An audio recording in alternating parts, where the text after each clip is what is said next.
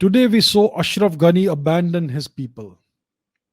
Has an Indian king or leader ever, excuse me, has an Indian king or leader ever abandoned his people? The mere thought of something like this happening to India and her people scares me. So it's clear that this comment was from a few days ago when Mr. Ashraf Ghani fled from Afghanistan as the Taliban was taking over. The question is, has an Indian king or leader ever abandoned his people? I don't know of any Indian king who has fled from the battlefield. Indian kings have always been happy to die fighting for their principles and for their people.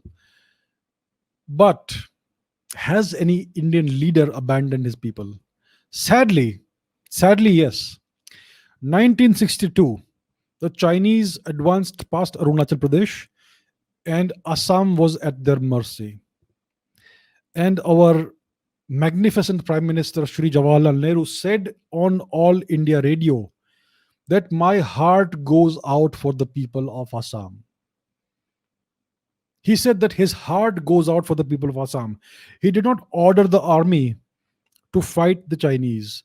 He did not allow the air force to enter the battlefield. But he said that his heart went out to the people of Assam. He had given up on Assam.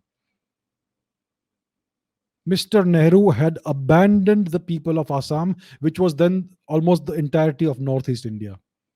That is an example of an Indian leader, an elected leader, a prime minister, abandoning his people. Remember the name, Shri Jawaharlal Nehru. And I am not making this up, Google it. It's well known that this happened.